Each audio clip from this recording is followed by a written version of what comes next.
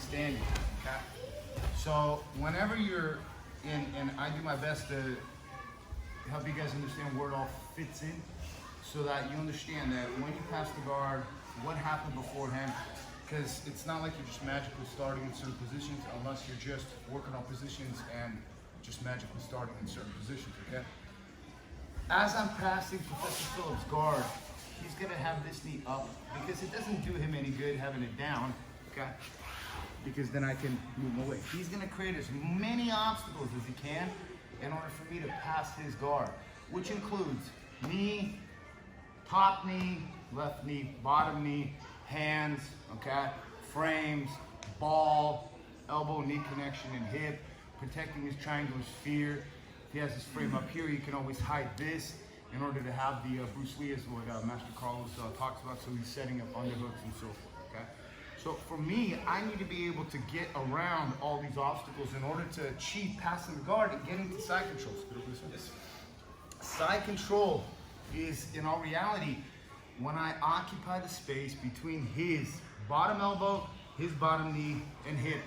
For me, this position, it starts with getting past the legs, controlling the hips, chest, and head. When you control the head, that's when you have side control, okay? And you have to also control the hips, all right? So as I'm coming through here, okay, he's gonna set up what we did on Monday, okay? Which is framing. If I just sit here and I don't move, he's gonna trap my hand, walk it back, and now he's gonna guide my head towards his left knee, and I'm gonna try to pull this out. He'll get the C-frame, and now we're back into this whole situation. So instead of me, and all that was caused by me not moving. I didn't move, and he began to move in the proper position. So as I pass the guard here, he builds up his frames. I assume I know what he's gonna do. I take this out and I begin to roll with my left hip on that frame. I roll right here and begin to take his frames out of alignment, because here, see how far away his elbow is from his hip? This is how he gets in danger here, and he get key locked here, but he swiftly moved it out. I went into a scarf hold here, okay?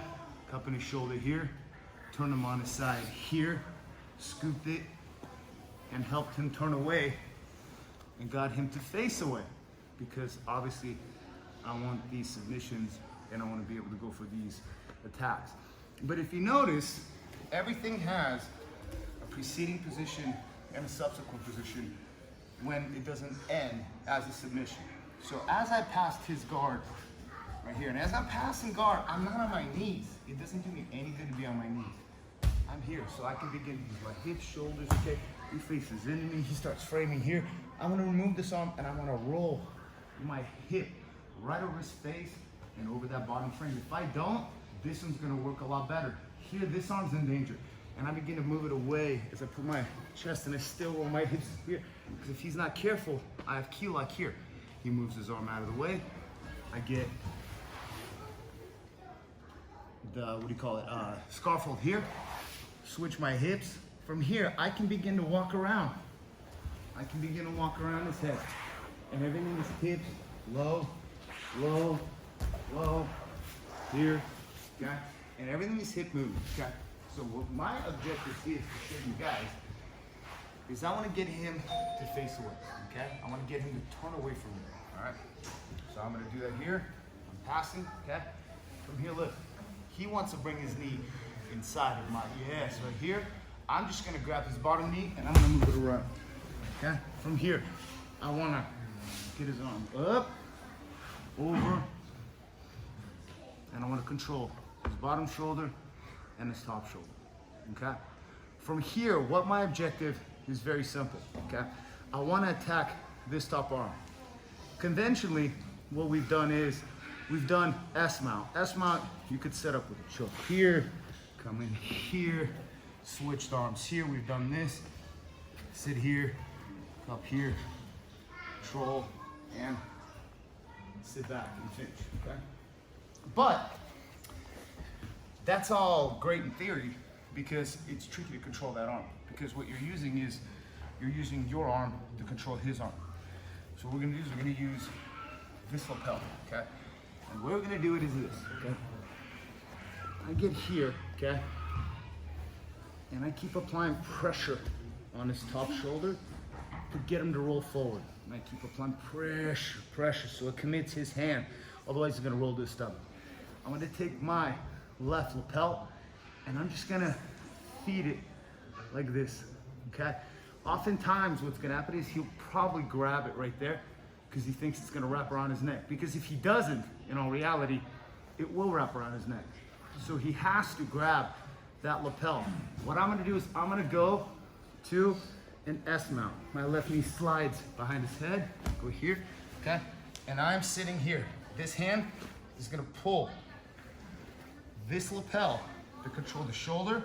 Look, I can sit back here and I'm here, okay? He's still holding it. Even if he's not holding it, he defends his hands. This lapel goes right in the blade of his, or the elbow pit of his elbow, right here, okay? His arm is done, because the more I lean back, this is pulling, this is pulling. Look, I lean back, and I catch it. Because I have this lapel right where it hurts the most, on the inner part of the elbow, on the elbow pit. So save your hands, okay? Look, I'm here. And as I lean back, this right here is loose. But as I lean my head back, see how tight that gets? And I pull my elbow, okay? Phil, how's that feel? Sucks. It does, it's horrible. And as I lean back more, it's even worse. And I'm controlling his upper body here. Because look, I can begin to finish that arm or even slide this back here. In control, okay? You're gonna be in S mount, right here, okay?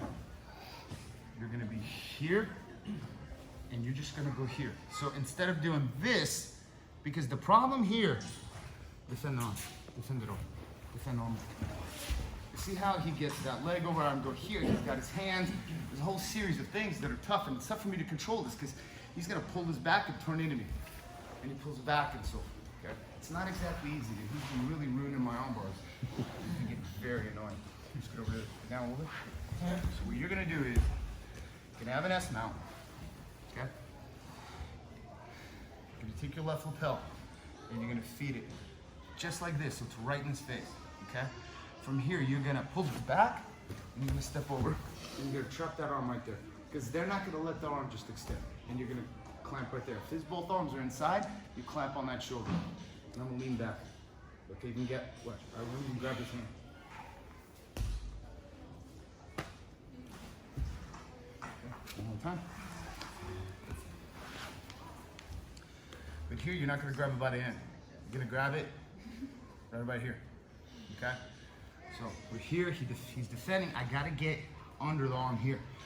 Sure, I could do this one here. That's even worse. But what's great about this is that oftentimes he's learned to loop it back over his head. This, yeah. Well, this will, if he does that, then I'll just come over and do that, okay? How would you defend it?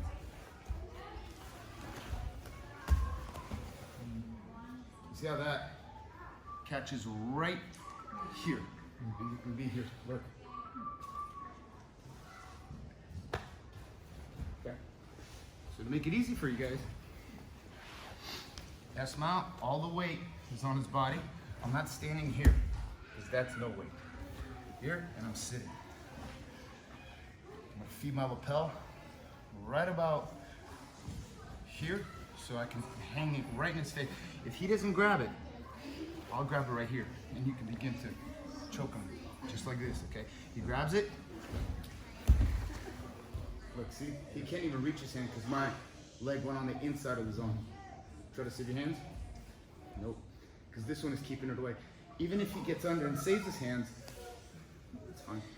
Look, here. Look, I can sit up, pull this through, lean back, and finish. Alright? Shall we try it? Let's try it. I noticed that you cross your feet. Yes. You've always been told not to because it releases pressure off of the arm. Only when both arms are inside.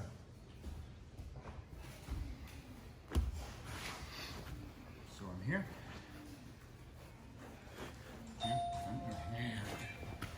Look, Here, I'll cross it because they're both inside. Here, I won't cross it because I need to keep. Why would I cross it here? I want to keep his arm away. See that left arm? That arm is going to save this arm. I'm going to keep that arm away, and I'm going to push it out.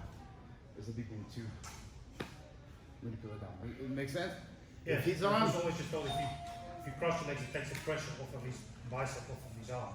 So his arm's free to. Only at a white belt. Only at a white belt level. Yes, because you want this right here. But the problem is his head's dangling in control. I'd rather have this right here so I can control his head. Even here. Go ahead, walk your hips away. Look, I can control him there. I can control his head. Can you move your head? No. It's a little hard right there, right? But if I do this, can you move your head? Yes. Can you turn to your left side? Yes. And turn away? Yes.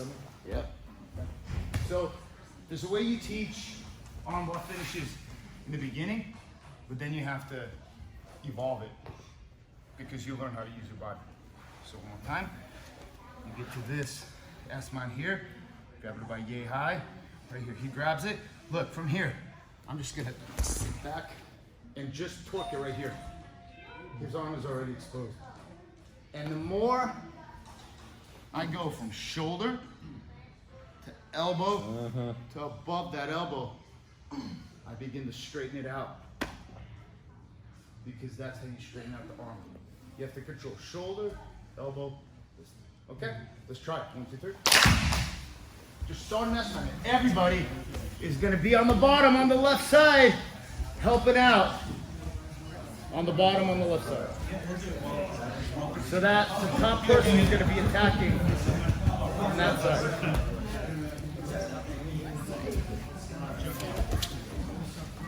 This is the latest jiu-jitsu technology.